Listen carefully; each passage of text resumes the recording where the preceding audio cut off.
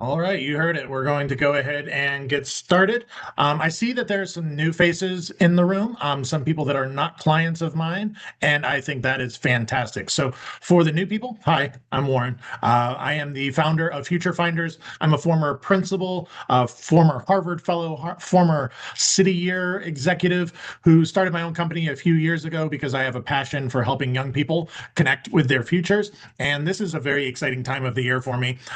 One thing I didn't mention, I also used to be a writing teacher. And my favorite joke that I tell all my clients is I really love student writing when I don't have to grade 400 essays at a time. So this is my time to really shine, really work with students and show them how to build amazing essays that are going to tell their story in a way that's going to make them truly memorable on the Common App. Because that's one of the things that I want to show you all tonight is how to cut through being one of the 100 kids that a particular officer will review in their work and putting together a story that's going to make you absolutely stand out. So, as I mentioned before, this is going to it's going to try to be a working session as much as possible because I really want you all to feel like you came out of this with something that was really productive, not just listening to me and my dad jokes for the next hour. So, with that in mind, we're going to jump in and go ahead and get started.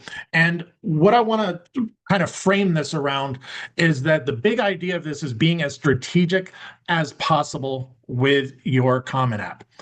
You are about to try to tell your whole life story in about 1,500 words, not counting the transcript and your test scores, those things that are going to automatically be uploaded. You really need to show what makes you stand out as a potential candidate in these schools in about 1,500 words, which is a daunting task for the most talented of writers. So we're going to dive into that. And we're going to start with a little bit of my background, a little bit more of it. I'm from a town in upstate New York called Ithaca, New York, where Cornell University is. Ithaca College is there. And it's part of just a great ecosystem of schools in upstate or towns in upstate New York that have amazing colleges. One of the cool things for me being in the role that I am is I have a bunch of friends in Ithaca still. I have a couple of friends that work at Cornell admissions. And when I started this company, I asked them, all right, what are you guys really looking for on applications? What makes one student stand out over another? And they boiled it down for me. And it really comes down to your character. Grades are going to be what the grades are. Your test scores are what the test scores are. Those things they are what they are. They are going to be compared against a lot of other students that frankly have grades and test scores that are very similar to yours. That's why you're applying to the schools that you're applying to, because you did your searches. They came up as strong fits. They came up as target schools for you. And that means they're target schools for the other kids that are applying. They're reaches for the other kids that are applying. So you're basically competing against a pool of students that are already fairly similar to you. So I asked them, how do you compete? How do you stand out? And it's through your character. And, in those conversations that I had, we kind of boiled it down and created a rubric that I'll show you all later. But it basically comes down to these 6 character traits: your vulnerability, your selflessness, your perseverance, your initiative, your curiosity, and your expression. As it was explained to me, students that have these character traits are the ones that excel when they get on campus. Students that don't have these character traits, no matter what their GPA is or what their test scores are, when they get on campus, they're much more likely to struggle. So these college admissions officers, they want to make sure that they're admitting students that are going to be successful, that are going to get on that campus and be able to compete right away and do the work that's expected of them. So they're looking for these character traits because they believe that they stand out just as much, if not more, than a 1,500 SAT or a 4.7 GPA. So because this is what we can control in the application process, we're going to focus in like a laser on making sure that that common application addresses all of these character traits that you have in a way that really makes them stand out. And because we only have 1,500 words, we're going to cut all the repetition out. You really don't want to have your activities list saying the same thing as your personal statement and the same thing as your letters of recommendation and your supplemental essays. It's really just that simple. We're going to be ruthlessly efficient with this. And let me show you how this really starts. And let me just quick housekeeping thing. I'm going to try to keep it moving with the presentation, hang out at the end for questions that people have. But if you have something that is really urgent that you think I need to address to make your understanding of my presentation clear, go ahead and drop it in the chat, and I will do my absolute best to get to any chat questions throughout the presentation. The only thing I ask is if you have a question, please make sure that it's for the good of the group and not something that's super specific to you. Don't ask a question like, what do you think I should do about my essay? Right? Ask a question that is, what would we do with our essay? Something that speaks to everybody.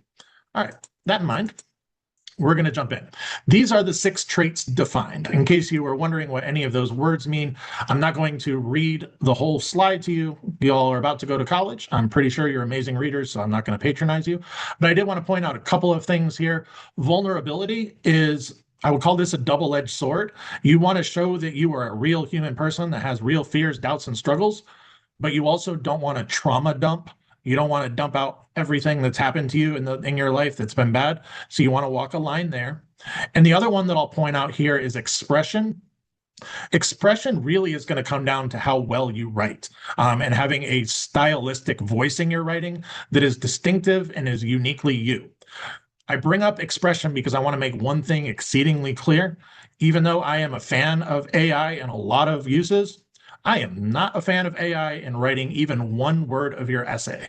If you are using AI and you think that, borrowing a sentence here or asking for a good word there isn't going to impact the final product, I'm afraid you're probably wrong.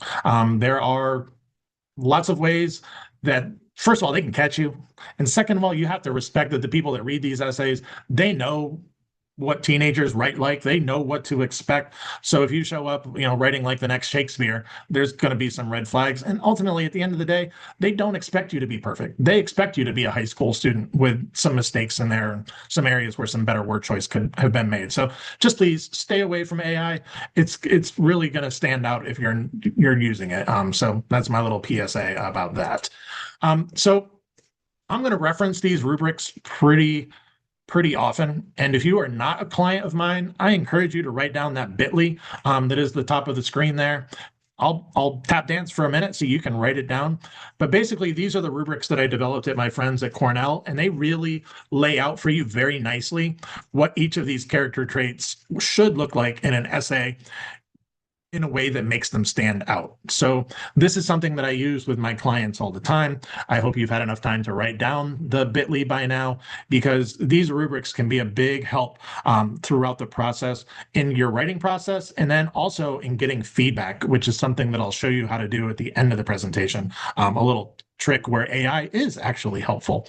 So these rubrics are really vital to understanding what admissions officers are looking for and making sure that each of these character traits is super clear to you is something that I would recommend doing before you start writing. So, kind of knowing where you're going on a journey is how we start most of our journeys. And I definitely recommend you do that with these essays and with these rubrics. And hopefully I have drawn this out long enough that everybody got a chance to write those down. All right. So the first thing that we're going to do here, and I think I previewed before we officially started the call, that I want to take some time to really do some work on this webinar tonight. So the first thing that we're going to do is look at your activities list. So if you haven't gotten that already, I'm going to give some directions and you can get out the activities list while we do that. Either if you have it written down or on a Google Doc or whatever form you currently have it in, or you could even have it mentally, and you should still be able to do this. So as I mentioned, repetition can kill you on the Common App because you don't want to basically just keep repeating yourself in each section. So I encourage everybody to do a very thorough look at each section of the Common App with those character traits in mind. So for example, we're going to look at your activities list first, and we want to see what character traits are already popping out here. If you're a student that volunteers a lot, selflessness is probably popping out quite a bit. If you are a student that, started a club or is an entrepreneur or basically shows that you take initiative through your activities list, great. You don't need to write about selflessness in your personal statement. You don't need to write about initiative in your personal statement. In fact, doing so might be repetitive, and they would only get to see a part of your character. That doesn't mean you have to totally leave those out, but it's best to not focus your essay on things that already show up in your activities list. So I'm going to show you one example. I want everybody to just kind of take a minute looking at this very intimidating activities list that one of my clients last year had. So just kind of look at this, and in your mind, think about what character traits already stand out for this student. So you can see that she's started she's taken classes for 13 plus years. She's been a tutor for several years for students that are in a village in India. She has done a lot of different things. And you can see that the character is deeply embedded in this activities list. So when we went to write her essay, we didn't really focus on perseverance too much because we knew that the dance that she's done for 13 years really spoke to that. She started a mentoring program, so we didn't focus too much on her initiative. So that's what I want you to do for the next 4 to 5, we'll say 5 minutes. I want you to look at your activities list and see what character traits are showing up there. And then we'll kind of do what we did for this student where, well, selflessness and initiative were crossed off. You're going to do the same process here. Which of the 6 character traits could be crossed off by your activities list in a way that you don't need to worry about them on the essay anymore? So I'm going to pause. I'm going to set a timer for 5 minutes. I'm going to let you look at the list that you have written, or even just start jotting it down and thinking about which of those activities you're going to put in the Common App and which of the character traits that they speak to. Since we have this 5 minutes, if you have any questions, now would be a great time to drop them in the chat. We're going to move forward. Hopefully you all got a chance to look at your activities, think about your activities, and identify at least one character trait that shines. And I wanted to correct myself when we were looking at this one.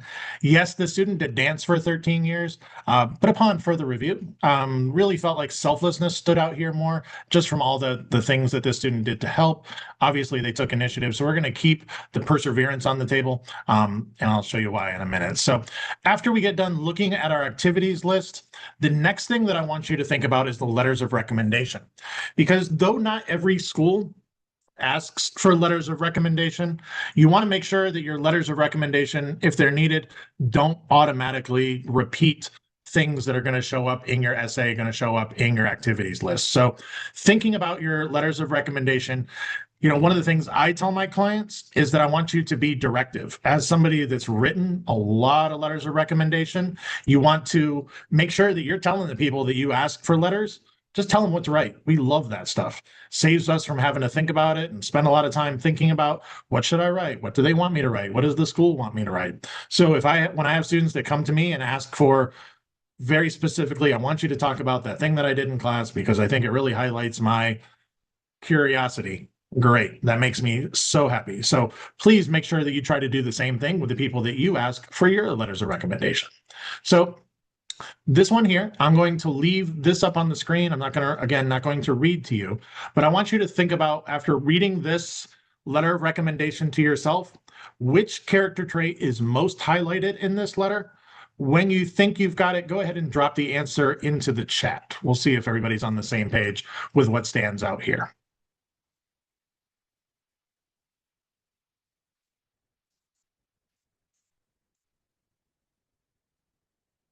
All right, we got 1 vote for initiative, one vote for determination / perseverance. Anybody want to jump in with a tiebreaker? All right, well, I will jump in with the tiebreaker here. I think initiative is a good one. It starts off, obviously the student cares about their grade, so they took the initiative to talk to the teacher. And we also see that later in the letter, it's a mention that the student was selfless because they helped another student with some of the similar struggles. But I think we're going to give the unofficial prize to Kaylee because determination or perseverance is what really sticks out to me here. A student at the beginning of the year that was really struggling, by the end of the year, having the highest grade in the class, really speaks towards the perseverance of this student. So Kenneth wasn't wrong. If you would guess selflessness, also not wrong. But when we're thinking strategically, we want to go with most right. And I think perseverance is what we got here. So when we consider the activities list that we looked at with a letter of recommendation for this student, this is what's missing: their vulnerability, their curiosity, and their expression. So that is exactly where we want the personal statement to go, with some kind of story, anecdote, whatever, about those three character traits, something that really the student accomplished or did that makes those three character traits pop out. So hopefully at this point, you've had a chance to think about your activities and what stood out there. You'll think about what the letters of recommendation, people that you've asked or will be asking when school starts back up, what they'll say. And you'll have a pretty clear sense of what character traits you want to feature in your essay. So I recommend that all that work is done before you just jump in and start thinking about that really cool story that you think would make for a really good essay. You want to be strategic here because you want to pick, it might not be the first thing that comes to mind. It might not even be the second, because you want to be really selective with what you ultimately pick, in that it will match to the character traits that they need to see in your application. So when I talk about strategy on the Common App, this is really what I'm talking about. Making sure that what you put down on paper covers everything that it needs to cover, even if you've got a really banging topic that you thought would be a really great essay, but it just repeats what's already in your activities list. If I had to say, I think the number one mistake I see with the personal statement is it's basically a rehashing of the activities list. It's just activities list paragraph style. And you definitely don't want to do that.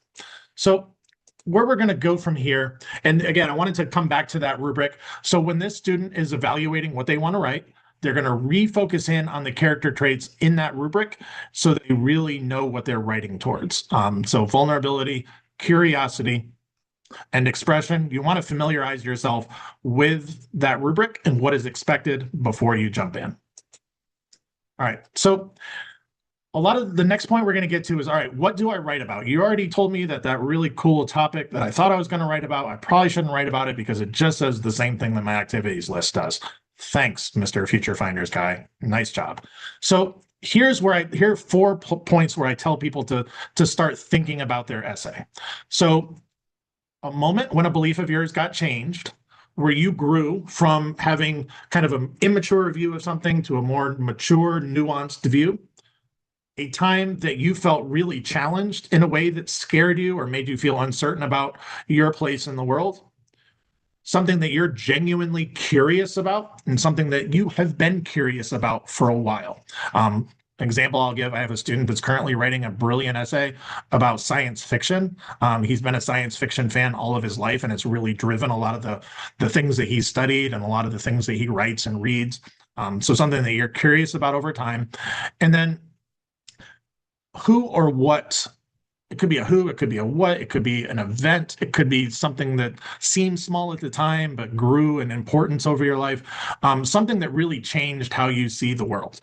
Those are really strong essays because you can provide a lot of detail that'll get the reader there with you. So these are 4 entry points that I often tell people to, if they're struggling to think about what they want to write, these are 4 great ways to get into it. These are not the only ways. There are tons of ways. Lots of people will have different techniques for this. And again, they're not going to be wrong.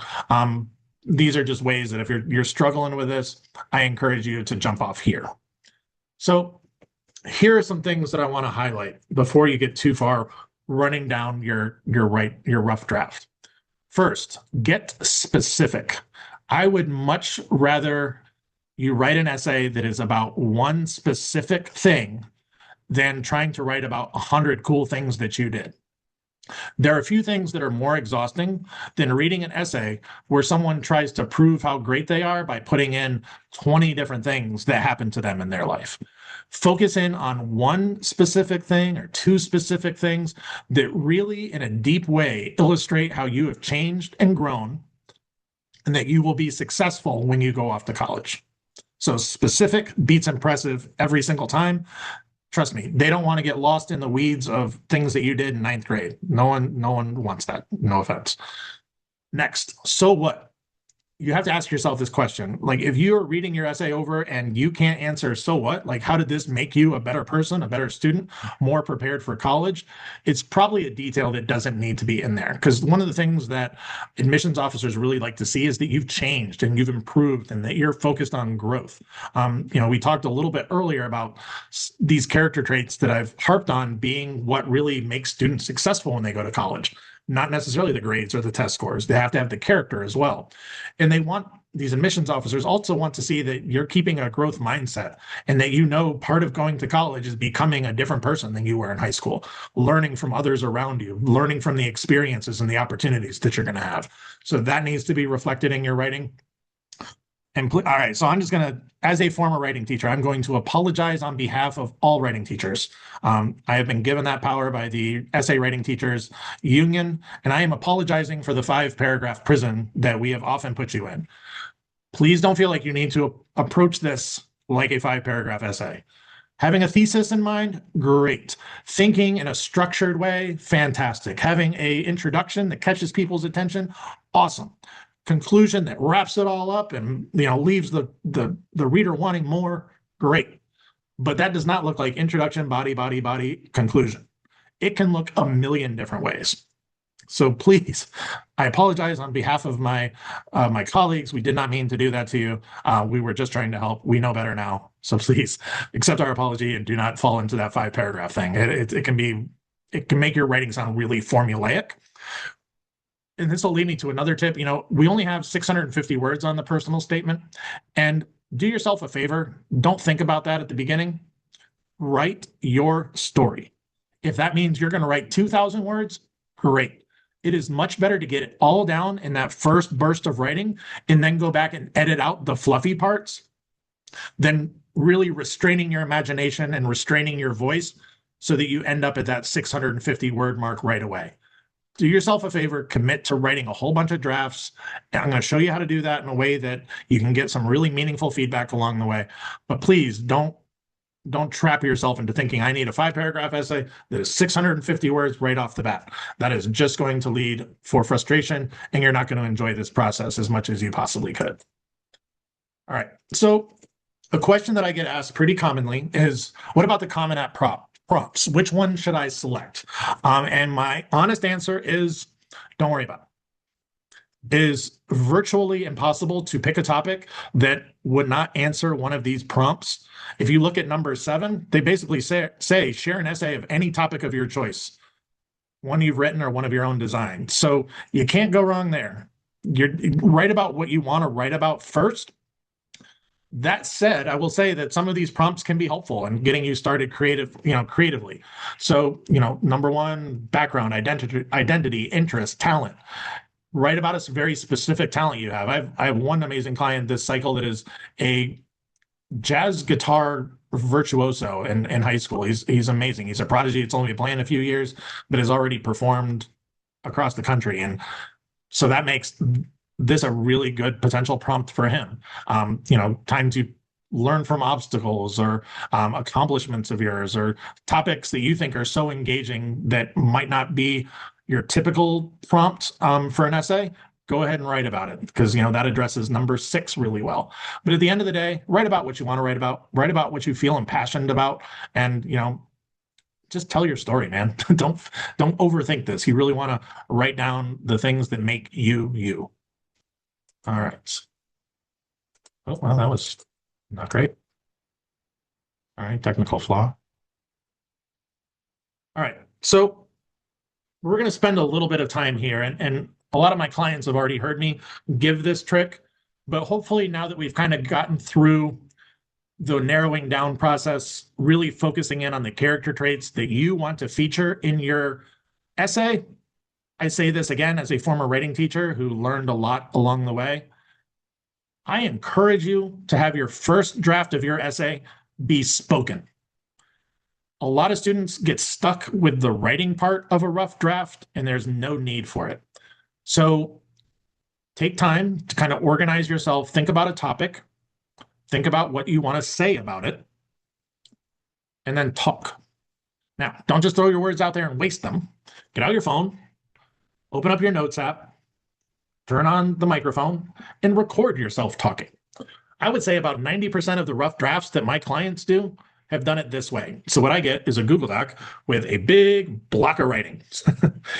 And that is beautiful to me because that is someone's authentic, literal voice talking about something that's really important to them. And for me, it is a fantastic jumping off point for a rough draft. So I will offer this to anybody that's on the call, client of mine or not. I'll put my email in the chat. If you want to get an initial round of feedback on your rough draft, send me your voice note. Just do it in a Google Doc, and that will be perfect for me.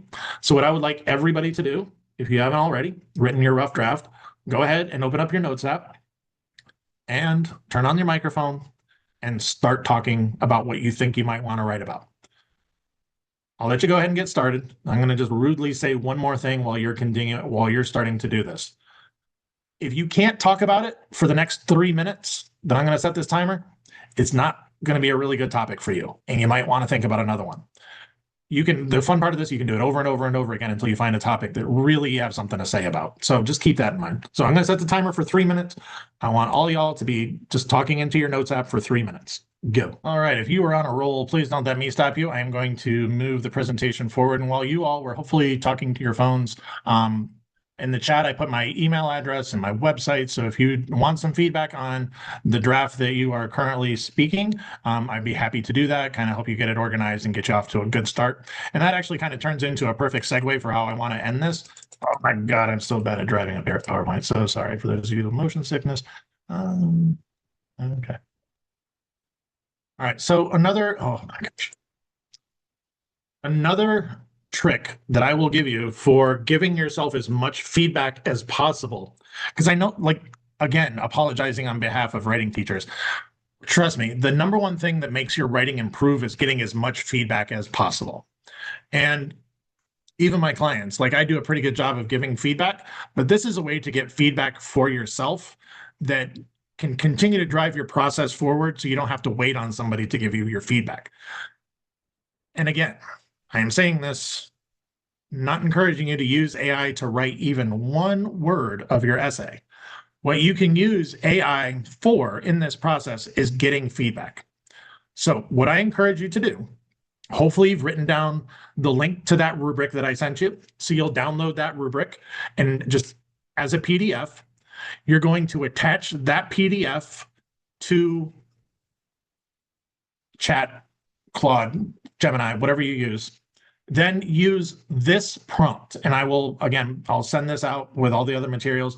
If you're not currently on my email list and you would like to get that, go ahead and just email me at the email address that I put in the chat, and I'll send you everything from tonight. Put this prompt and the rubric in a chat, and then paste your essay in there, and you are going to get world-class feedback in a blink of an eye.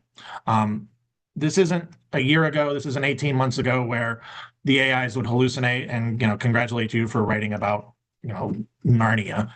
So they do a really good job of providing feedback that allows you to think about how to move your writing forward. Don't ever ask the AI to rewrite anything for you or make suggestions about what to change or what to write, but it can give you really good feedback around what's working, what's not working, what you need to improve. And if you use this prompt in the way that I have it here, and you've done the work to identify the character traits that you want to write about, you can get really specific feedback anytime you want, and you can do as many drafts as you need to make sure that you're really doing it as well as possible. So AI definitely has a role in this process. I know some people will disagree with me, and that is absolutely fine. This is the opinion of one former writing teacher, one former principal, one college admissions coach that's been doing this a long time. I'm not the be-all, end-all when it comes to this. You might have different opinions about the role of AI in this process. If you do it, though, do it in a way that is actually going to be productive. Use the rubric. Use an expert-created prompt that I have made for you and tested about 1 million times. So that's the role that AI has. Feedback is good. AI writing anything for you, bad. It's really as simple as that. All right, so that's the trick. the last caveat I'll put on there, make sure a human reads your essay before you decide it's done. Somebody that you trust, just have them look over it. If you don't have that person in your life and you want me to do a final look at it, I am happy to. I love reading these essays. I generally find that they're so much better than the essays I had my students write because they're more fun to write. So I'm always excited to read one of these bad boys. So you got my email, you got my website. So really, this is what I would encourage you to do in the next 48 hours. Because you're coming off this presentation, it is all fresh in your head. And then I really want you to go ahead, complete the voice memo, transcribe it into a Google Doc. Sorry, my cat is wildly inappropriate. And then make sure that you are sending it to me for advice, for a little bit of feedback, so that I can make sure that you're off on the right foot, because I don't want anybody heading off the wrong way after sitting through this. So I'm going to show you just one more thing, if I can get this to cooperate. If you need any more tools, if you're a client, not a client of mine, and you're looking for some things that can help you out with this process, email me first. I'll send you the materials from tonight. I'll send you the rubrics, other things. On my website, though, I do have an essay help section that has some digital tools that I created that'll help you out with brainstorming or writing supplemental essays, a bunch of stuff of what you might need. So the help is out there. Please take advantage of it. I hope tonight's been helpful. We are about done. So if you want to hop off now, be a great time to do that. If you want to hang and come off mute and ask me a specific question, please feel free to do that. Otherwise, I hope you all have a great night. And I really look forward to reading these essays. I geek out this time of year. I have a lot of fun with it. More the merrier. Bring it. I ain't going to get tired. Thanks, y'all. Have a good night. Thank you. You too. Bye.